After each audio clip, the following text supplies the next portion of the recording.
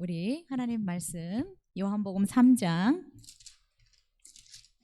16절부터 21절까지 함께 보시겠습니다. 하나님 말씀은 요한복음 3장 16절부터 21절까지입니다.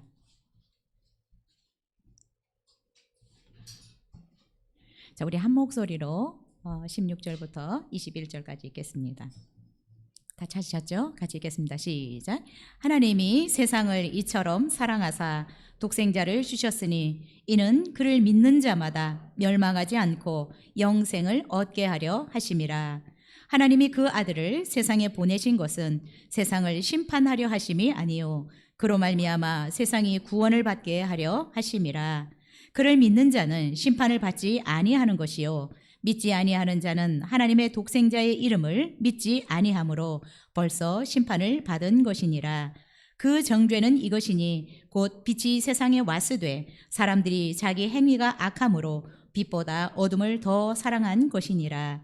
악을 행하는 자마다 빛을 미워하여 빛으로 오지 아니하나니 이는 그 행위가 드러날까 함이요 진리를 따르는 자는 빛으로 오나니 이는 그 행위가 하나님 안에서 행한 것임을 나타내려 함이라 하시니라.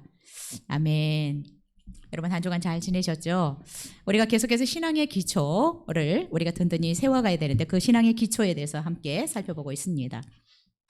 오늘 우리가 이 본문을 통해서 배워야 할, 성경을 통해서 배워야 할 굉장히 중요한 진리를 함께 나누려고 합니다. 어떤 선교사님이 사역을 하러 가는 중에 여자가 막 통곡하는 소리를 듣게 되었습니다. 그래서 이 선교사님이 길을 가다가 무슨 일인가 해서 가까이 가보니까 노예시장에서 아들 노예가 팔려가려는 그런 상황이었습니다. 이 엄마 노예는 아들을 사겠다는 그 주인에게 애걸을 했습니다. 주인님, 나도 아들과 함께 사주십시오. 저희 모자가 함께 가서 열심히 일을 하겠습니다. 라고 애원하며 통곡했습니다. 왜냐하면 이 엄마 노예는 여기서 아들과 헤어지면 영원히 아들을 볼 수 없다는 생각이 들었기 때문입니다. 그래서 이 엄마 노예는 눈물을 흘리면서 애걸을 했습니다. 그런데 주인은 끝까지 엄마 노예를 별로 가치가 없다고 생각을 했는지 아들만 사겠다는 것이었습니다. 이 광경을 본 선교사님이 막 주머니를 뒤지기 시작했습니다. 그리고 모든 주머니에 돈을 다 털어서 내가 이 두 모자를 사겠다라고 하였습니다. 그래서 이 엄마 노예는 너무나 감격스러워서 몇 번이고 절을 했습니다. 제가 베풀어준 이 사랑을 끝까지 잊지 않겠습니다. 정말 제가 생명을 다해서 주인님을 위해서 일하겠습니다. 라며 계속해서 절을 하는 것이었습니다. 세월이 지난 어느 날 선교사님이 풀밭에서 일을 하다가 이 독사에 물려서 막 비명을 질렀습니다. 이것을 본 이 엄마 노예는 손살같이 달려가서 그 물린 자국에서 입으로 독을 빨아내기 시작했습니다. 거의 실신했던 선교사님이 살아나서 이렇게 보니까 그 독사의 독을 입으로 빨아내는 이 엄마 노예는 얼굴이 퉁퉁 부어서 죽어 있었습니다.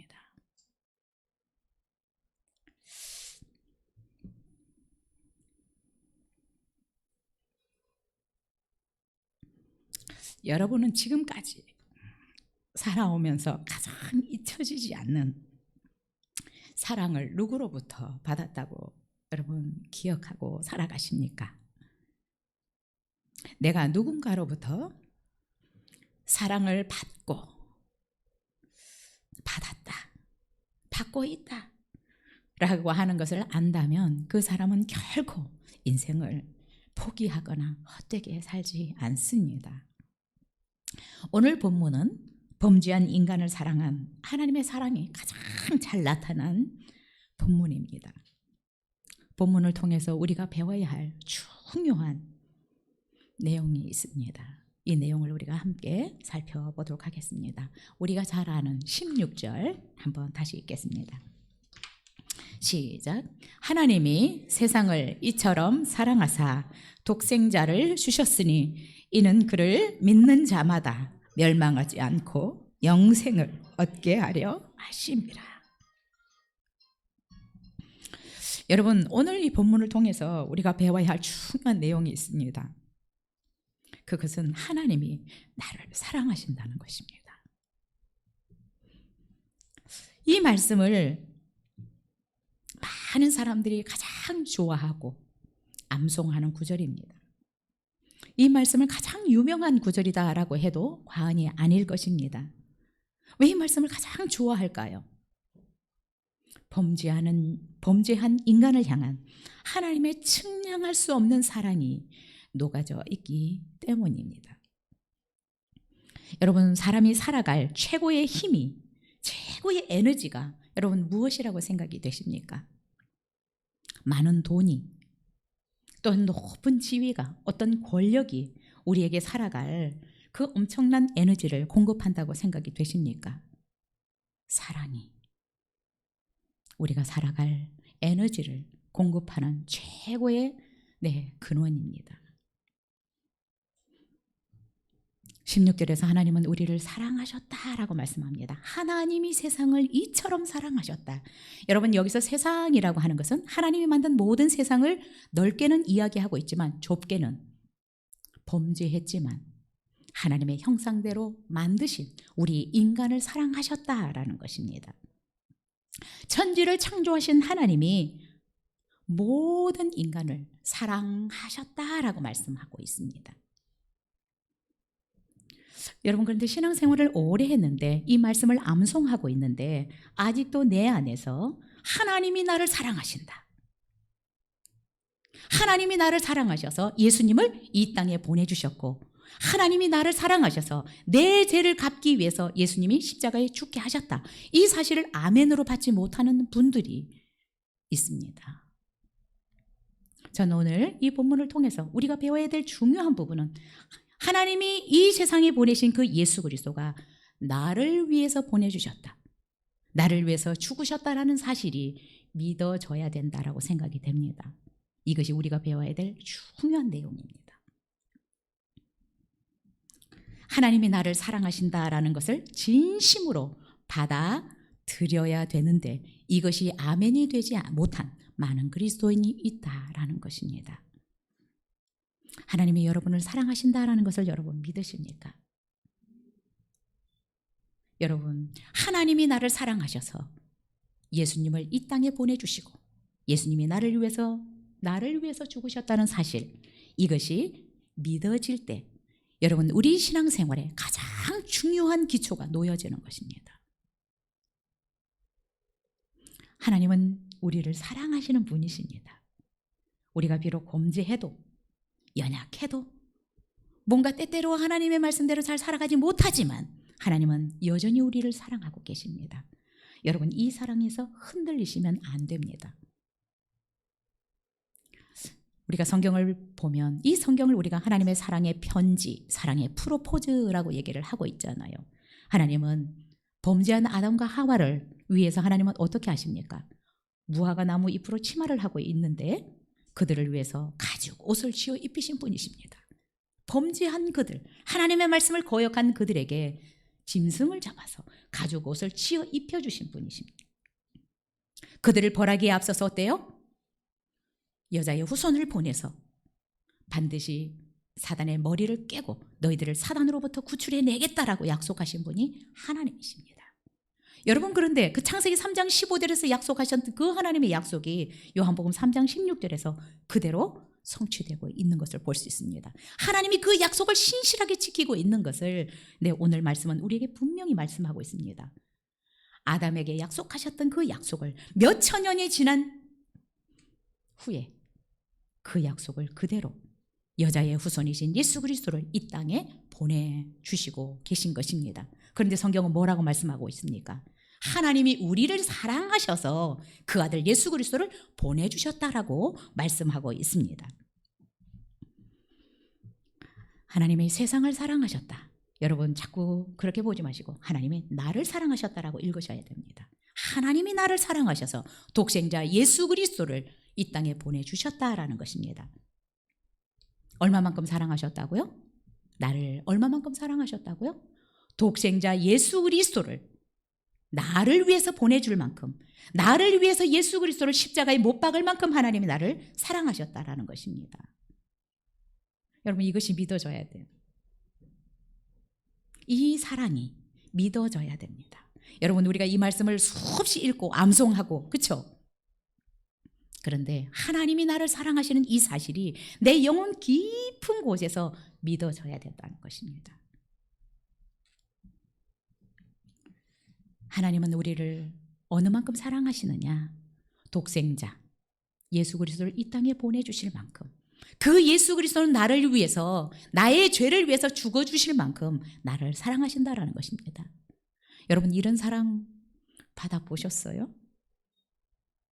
여러분 이런 사랑은 세상에는 없습니다. 이것이 하나님께서 우리에게 보여주신 최고의 사랑입니다.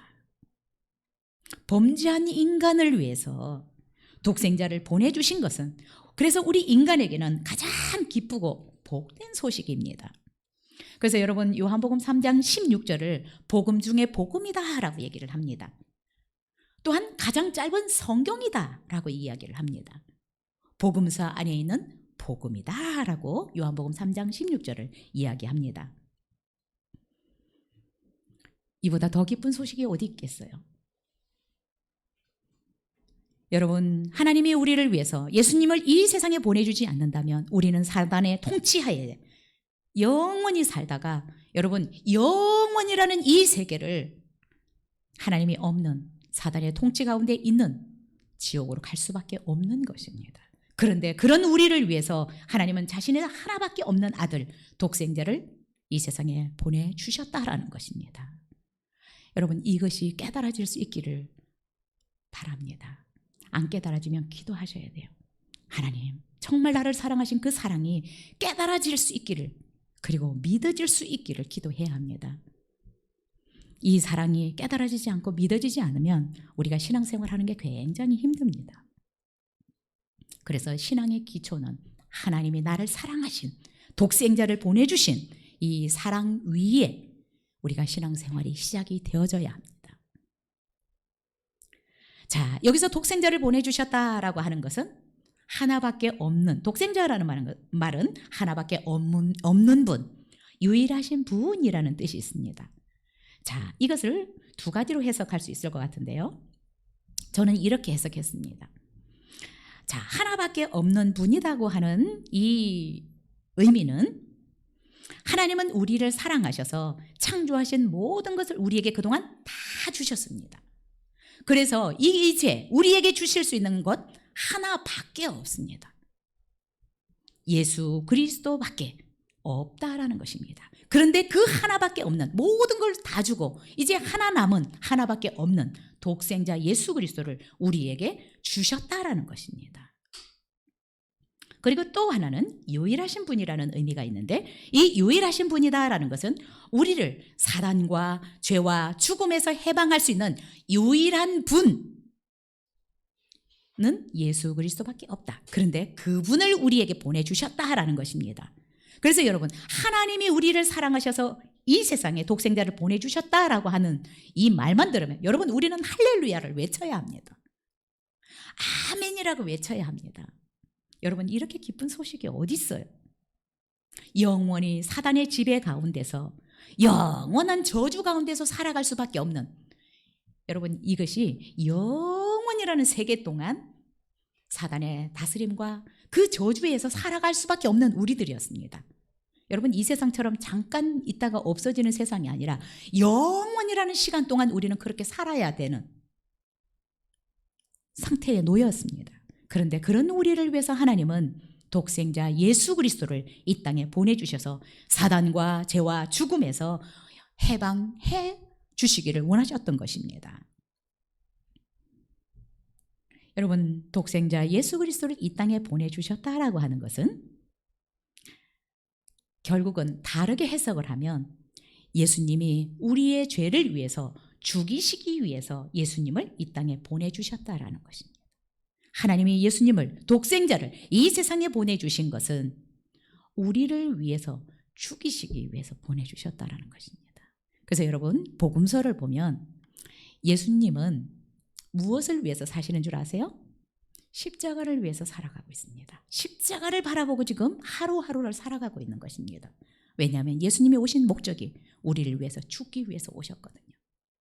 그래서 신학자 웨스트콧이라는 사람도 예수님을 하나님께서 이 세상에 보내신 것은 속죄의 제물로 보내신 것이다라고 해석하고 있습니다.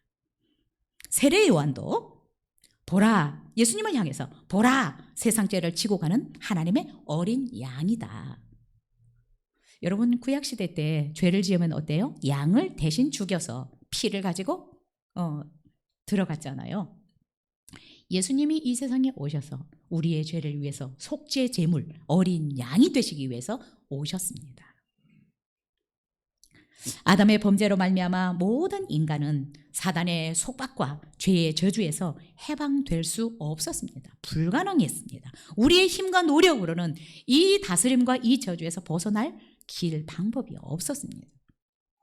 여러분 우리 인간의 상태가 너무나 비참하고 절망적이었다라는 것입니다. 그런데 하나님은 우리 인간들을 사랑하셨고 구원하시기 원하셔서 독생자 예수 그리스도를 이 세상에 보내주셨습니다.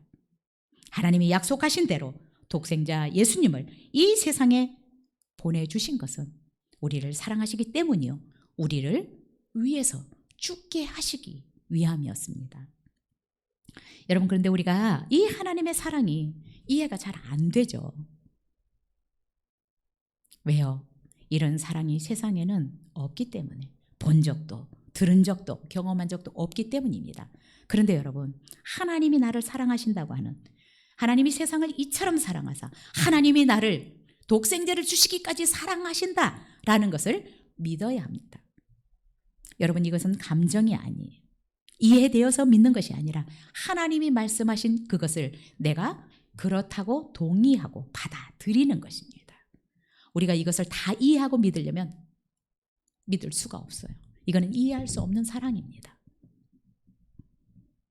그래서 로마서 8장에서도 하나님이 우리에게 보여주신 최고의 사랑이 뭐냐? 우리가 죄인 되었을 때에 그리스도께서 우리를 위해서 죽으심으로 하나님께서 우리에게 대한 자기의 사랑을 확증하셨다라고 말씀하고 있습니다.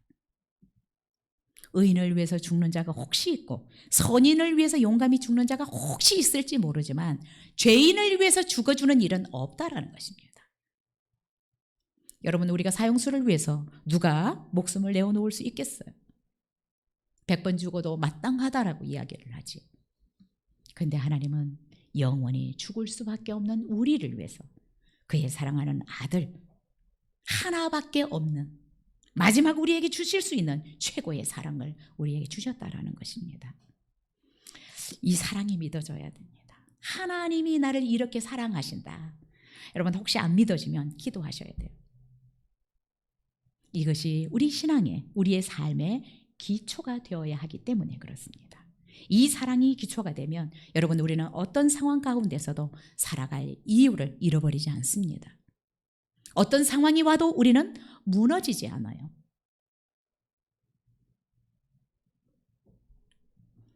이 사랑이 깨달아지지 않고 이 사랑이 믿어지지 않으면 여러분 삶이 힘들어요.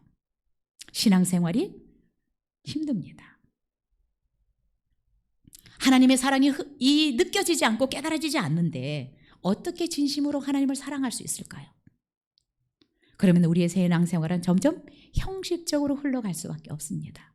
눈에 보이기 위해서 목사라는 타이틀 때문에 내 어떤 타이틀 때문에 할 수는 있지만 진짜 하나님을 사랑해서 우리가 하나님을 위해서 살아갈 수가 없는 것입니다. 여러분 혹시 신앙생활이 힘드십니까? 그냥 보여주시기 위한 그런 부분입니까? 이 사랑이 깨달아져야 됩니다. 이 사랑이 믿어져야 돼요. 혹시 안 되면 저를 찾아와서 상담을 해주시고요. 그리고 기도하실 수 있기를 바랍니다. 우리가 살아가면서 이 사랑이 영혼 깊은 곳에서 깨달아지고 믿어진다면 여러분, 이 세상 살아가는 것이 때때로 어려운 일이 있을 수 있지만 그러나 포기하고 싶은 정도는 아닙니다. 왜요? 하나님이 나를 사랑하신 것을 알기 때문에요. 저는 우리 성도님들이 이 사랑이, 하나님이 예수 그리스도를 통해서 보여주신 이 사랑이 깨달아질 수 있기를 간절히 기도합니다. 이것이 믿어질 수 있기를 정말 간절히 기도합니다. 이 기초 위에 우리의 삶과 우리의 신앙이 세워질 때 건강해질 수 있고 행복해질 수 있고 참 안식과 평안을 누릴 수 있고, 여러분 그런데 이 사랑이 깊이 있게 느껴지지 않으면 우리가 신앙생활 하면서 하나님 앞에 뭔가 예배하고 헌금하고 봉사하고 하는 이런 모든 것들도요, 자꾸 계산을 하게 돼요. 하나님 저 이렇게 하니까요 이렇게 해주시고, 여러분 이게 굉장히 계산적이 돼요. 하나님과 자꾸 딜을 하게 돼요. 하나님 이거 해주시면 이렇게 할게요. 그러나 이 사랑이 깨달아지지 않으면 그렇게 될 수 있습니다. 왜요? 내가 하는 모든 것들이 하나님 앞에서 의롭거든요. 그런데 이렇게 되면 또 하나님 앞에 가면 계산거리가 없어져요. 내가 자꾸 계산하고. 우리는 사실 영원히 죽은 상태에서 살림을, 건짐을 받았기 때문에 여러분 우리의 생명을 다해서 하나님을 섬겨도 여러분 사실은 아까울 것이 없는 것입니다. 이 사랑이 깨달아져야 내가 주님 앞에 드리는 모든 것이 감사요 기쁨이 될 수 있는데, 이것이 안 깨달아지면 다 생색거리가 될 수 있고, 이게 하나님 앞에 늘 계산하려고, 하나님 이것도 계산해 주시고요, 청소한 것도 계산해 주시고요, 내가 설거지한 것도 계산해 주시고, 우리가 한 조그마한 모든 것들도 다 하나님 앞에 계산을 하고 싶어지는 거예요. 그래서 신앙생활이 힘들어요. 이 사랑이 깨달아졌으면 좋겠습니다. 우리 아이들이 부모님의 그 은혜가 안 깨달아질 때는 어때요? 설거지 한번 하고 얼마 주실래요? 뭐 한번 청소하고 나서 얼마 주십시오. 계산서를 늘 올립니다. 저와 여러분이 정말 이 사랑이 깊이 깨달아질 수 있기를 사모하시고 기도하셨으면 좋겠고요. 이 사랑이 믿어질 때 여러분 우리는 이 세상을 이길 에너지가, 힘이 여기서 나오게 됩니다. 정말 이 사랑이, 여러분 이 말씀을 볼 때마다 하나님이 나를 사랑하신다, 하나님이 나를 위해서 예수님을 보내주셨다, 나 한 사람을 위해서 예수님을 이 세상에 보내주셨다, 나는 그만큼 존귀한 자다, 나는 이렇게 하나님께 사랑받는 사람이다 라는 것을 여러분이 깨달을 수 있어야 돼요. 믿을 수 있어야 돼요. 이게 믿어지면요 어디다 내놔도 됩니다. 어떤 문제 앞에서도 무너지지 않습니다. 이런 은혜가, 정말 이 사랑이 믿어지고 깨달아지는 은혜가 우리 모두에게 있었으면 좋겠습니다. 오늘 16절을 통해서 배워야 될 중요한 내용이 하나님이 나를 사랑하신다 라는 것입니다. 자, 두 번째로 17절 18절 읽겠습니다. 시작. 하나님이 그 아들을 세상에 보내신 것은 세상을 심판하려 하심이 아니요 그로 말미암아 세상이 구원을 받게 하려 하심이라. 그를 믿는 자는 심판을 받지 아니하는 것이요 믿지 아니하는 자는 하나님의 독생자의 이름을 믿지 아니하므로 벌써 심판을 받은 것이니라. 자, 17절 18절을 통해서 우리가 배워야 될 중요한 내용이 있는데, 여러분 구원은 오직 예수 그리스도를 믿음으로 말미암는다라는 것입니다. 하나님이 예비하신 구원은 오직 예수 그리스도를 믿음으로 말미암는다라는 것입니다. 자, 인간의 구원과 관련해서 하나님의 사랑도 강조가 되어지고 우리의 회개도 강조가 되어집니다. 자, 인간의 구원은 어디에서 출발을 할까요? 하나님의 사랑일까요? 우리의 회개일까요? 둘 중에 어느 것이 더 먼저일까?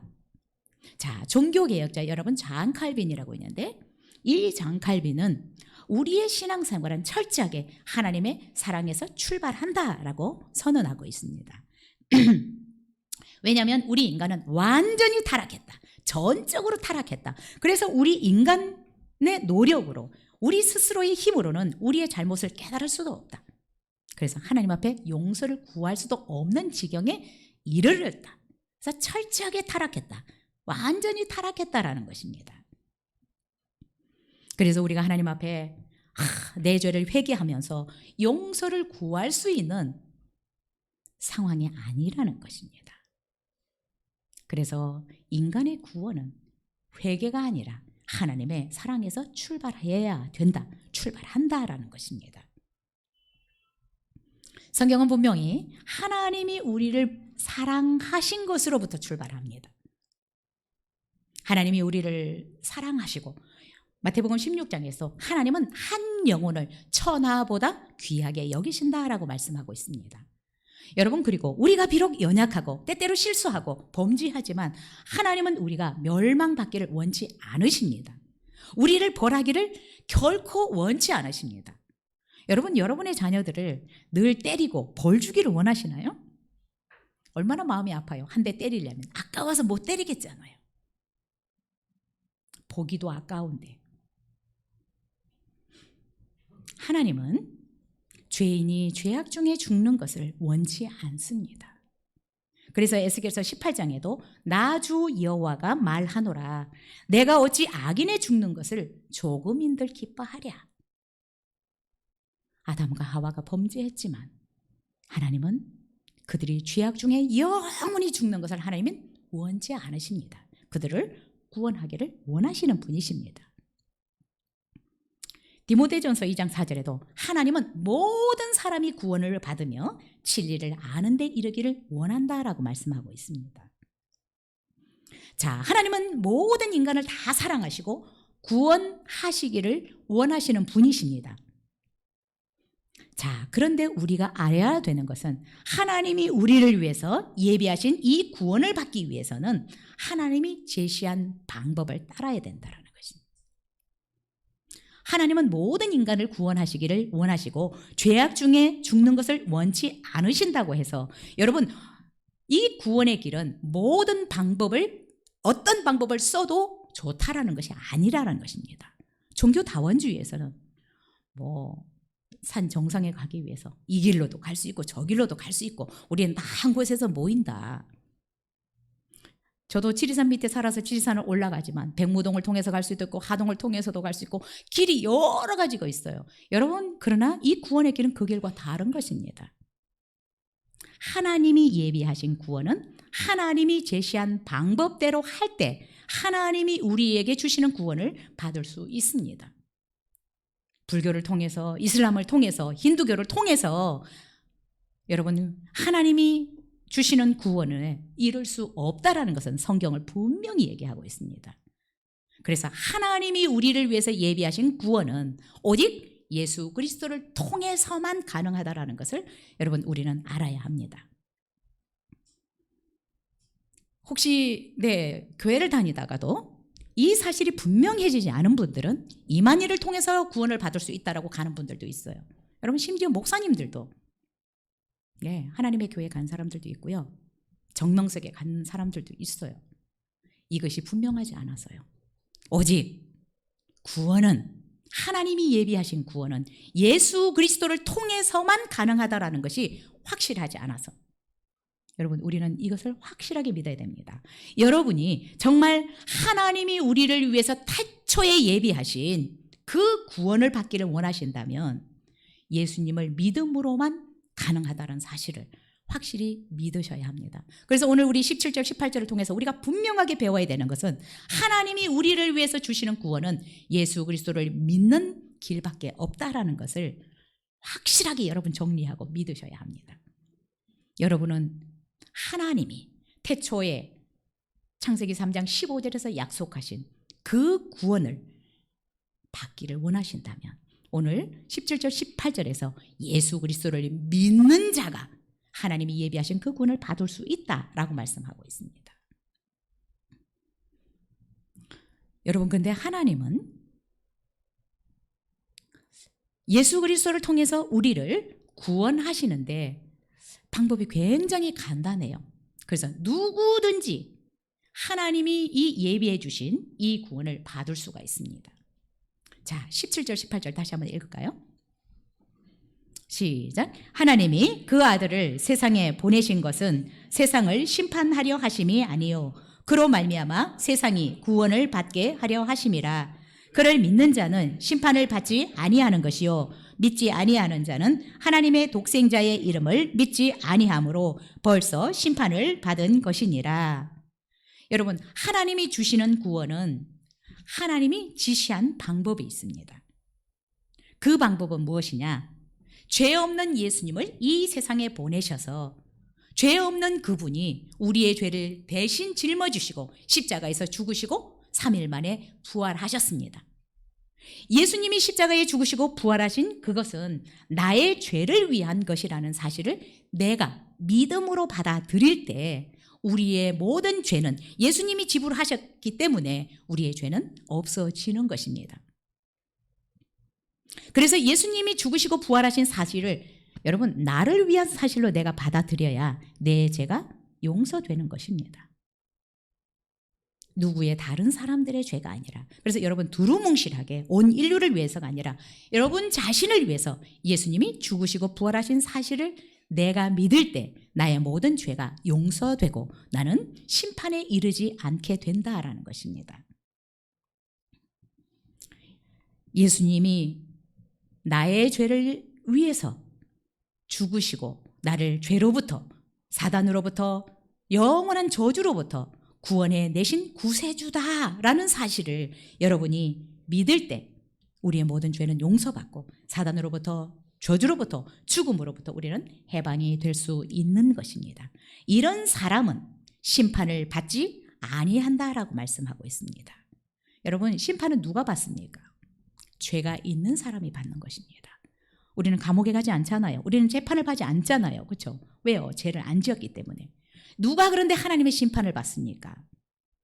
죄가 그대로 있는 사람. 예수 그리스도를 통해서 이 죄를 해결받지 못한 사람, 죄가 그대로 있는 사람은 하나님의 심판을 받게 되는 것입니다. 여러분 우리 모두는 그래서 확신할 수 있어야 합니다. 나는 절대로 심판을 받을 수 없는 사람이다. 왜냐하면 예수 그리스도를 나의 구주로 믿었기 때문에. 여러분 그래서 우리는 죽어보지 않았지만 나는 영원히 하나님과 함께 거하는 천국에서 살 수 있다는 것을 우리는 벌써 알고 있습니다. 성경은 오늘 뭐라고 얘기하고 있습니까? 예수 그리스도를 믿지 않는 사람은 이미 심판을 받았다. 네, 지금 사형 선고를 받고 살아가는 것입니다. 여러분 중요한 것은 내가 예수 그리스도만이 나의 구원주다라는 사실을 믿는 것입니다. 예수 그리스도 외에 하나님이 주시는 구원의 길은 없다라는 것을 확실하게 정리하셔야 된다는 것입니다. 그래서 여러분 어디 다른 어떤 종교가 진짜 구원을 주실래나? 라고 기웃거리지 않아야 된다는 것입니다.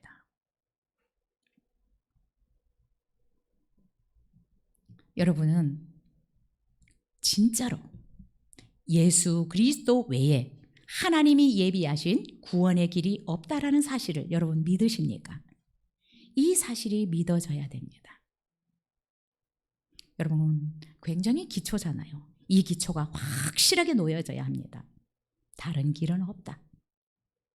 예수 그리스도를 나의 구주로 믿는 것 외에 하나님이 예비하신 구원의 길은 방법은 없다라는 것을 확실하게 우리가 믿어야 된다라는 것입니다. 여러분 이 신앙의 기초가 튼튼하지 않으면 우리가 진짜 하나님 앞에 제대로 설 수 있을지 우리도 장담할 수 없어요. 그러나 이 구원의 기초 위에 예수 그리스도를 통한 구원의 기초가 여러분 단단해질 때 우리는 모르지만 주님 앞에 설 때까지 주님 앞에 서서도 흔들림이 없을 것입니다. 여러분 근데 하나님은 하나님의 말씀대로 행하시는 분이라서 하나님의 말씀을 잘못 해석하면 안 됩니다. 이것을 먹는 날은 반드시 죽으리라라고 말씀하셨는데 그 죄값으로 예수님이 죽으시는 것입니다. 그대로 행하시는 이것은 하나님의 공이라고 하잖아요. 하나님은 죄를 심판하시는 분입니다. 그래서 하나님의 말씀을 내 중심으로 자꾸 이상하게 해석을 하면 안 된다는 것입니다. 여러분, 하나님이 이 물로 이 세상을, 이 지구를 심판하신다라는 상상을 누가 했겠어요? 근데 노아의 가족 외에는 구원을 받은 사람이 없었습니다. 소돔과 고모라가 유황불에 타서 없어질 것을 누가 알았겠어요? 그들은 비웃었습니다. 그러나 롯의 가족 외에는 구원을 받은 사람이 없습니다. 하나님의 말씀은 그대로 진행되고 그대로 하나님이 행하십니다. 그래서 여러분 18절에서 말씀하신 것처럼 예수 그리스도를 구주로 믿지 않으면 심판을 받을 수밖에 없다라는 것입니다. 그러나 예수 그리스도를 나의 구주로 믿으면 심판이 없다라는 것입니다. 그래서 우리가 어렸을 때 주일학교에서 불렀던 그 구원 찬송이 있는데 이런 찬송이 있습니다. 심판이 나에겐 없네, 주의 피 내 죄 가리네, 예수님 날 위해 돌아가셨으니 심판이 나에겐 없네. 우리는 심판이 없습니다. 두려워하지 마십시오. 심판은 죄가 있는 사람이 받는 것입니다. 자, 그런데 하나님의 심판의 기준이 무엇입니까? 하나님의 구원과 심판의 기준이 무엇입니까? 무엇이 우리의 구원과 멸망, 심판을 좌우합니까? 딱 한 가지. 예수 그리스도를 구주로 믿느냐, 예수 그리스도를 구주로 믿지 않느냐, 이 기준밖에 없습니다. 많은 사람이 조금 헷갈립니다. 내가 주일을 좀 빠졌는데 내가 과연 천국을 갈 수 있으려나? 여러분, 그거는 구원과 상관이 없는 것입니다. 내가 헌금을 제대로 못하는데 하나님 나라 갈 수 있나? 여러분, 돈과 구원은 상관이 없습니다. 구원과는 어떤 것과 여러분 매치시키면 안 됩니다. 구원은 오직 예수 그리스도를 믿는 자에게, 누구나 예수 그리스도를 믿으면 주시는 하나님의 선물입니다. 여러분, 우리가 만약에 헌금을 통해서 구원을 받을 수 있다라고 한다면 내가 헌금 조금 드리는 것과 예수님의 생명이 똑같다는 이유에, 여러분, 예수님의 생명과 바꿀 수 있는 어떤 것도 없기 때문에 구원은 우리가 어떤 것으로도 살 수 없습니다. 어떤 행위로도 구원을 얻을 수가 없다라는 것입니다. 너무 비싸서 살 수가 없어요. 여러분, 여러분 혹시 산소 마스크 써보셨어요? 엄청 비싸요. 한번 타고 가면. 그런데 공짜로 우리가 마시고 있잖아요. 이 돈으로 사서 마시려면 우리 다 죽어야 돼. 살 수 없어요. 구원도 마찬가지예요. 구원을 자꾸 내가 뭔가 조금 하는 것과 자꾸 이래서 내가 구원을 받으려나? 헌금을 많이 해서, 내가 봉사를 많이 해서?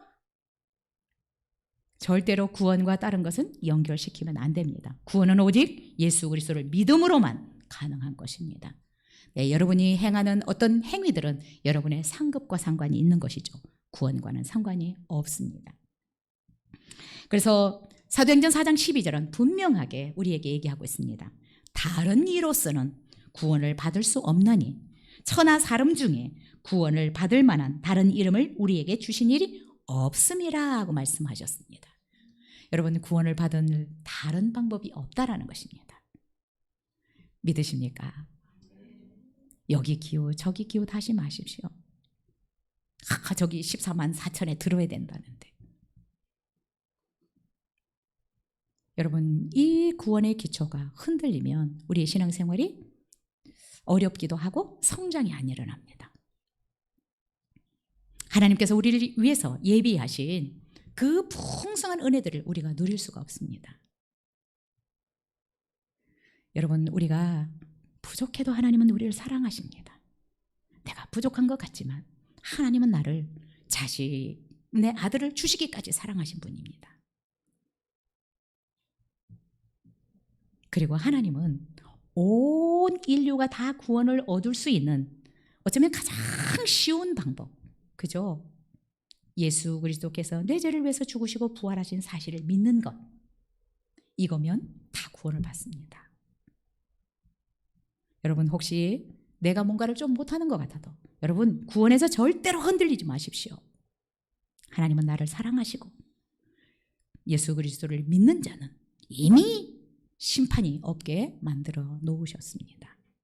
여러분 편안하게 신앙생활 하십시오. 그리고 내가 할 수 있는 만큼 하시지 내가 혹시 천국까지 못할까 봐. 여러분 이거는 하나님의 말씀을 아직도 잘 이해하지 못한 것입니다. 정말 오늘 본문을 통해서 간절히 기도하는 것은 이 사랑이 깨달아질 수 있기를 기도합니다. 그리고 예수 그리스도 외에는 하나님이 우리를 위해서 예비하신 구원의 길이 없다라는 사실을 우리가 확실하게 믿을 수 있어야 합니다. 이 내용을 여러분 잘 정리하셔서 여러분 신앙생활 하는데 담대하게 하셨으면 좋겠어요. 우리가 신앙생활 하면서 그렇죠? 때때로 뭐 잘할 때도 있고 좀 못할 때도 있잖아요. 여러분 이것은 우리의 구원과 아무런 상관이 없습니다. 그래서 조금 힘들 때는 쉬시기도 하시고 하나님 너무 멋진 분이에요. 너무 율법적으로 하나님이 나를 구원을 도로 빼앗을 것 같고 너는 천국 오지 말라고 할 것 같고 절대로 이런 분은 아닙니다. 하나님은 너무 좋으신 분이십니다. 이 사랑을 오해하지 않기를 바라고요. 이 사랑을 여러분 내가 부족하지만 넙죽 받을 수 있었으면 좋겠어요. 하나님이 나를 이렇게 사랑하신다고? 나를 위해서 예수님을 이 세상에 보내셨다고? 여러분 이 사랑이 여러분 영혼 깊은 곳에서 깨달아지고 믿어질 수 있기를 간절히 축복합니다. 기도하겠습니다.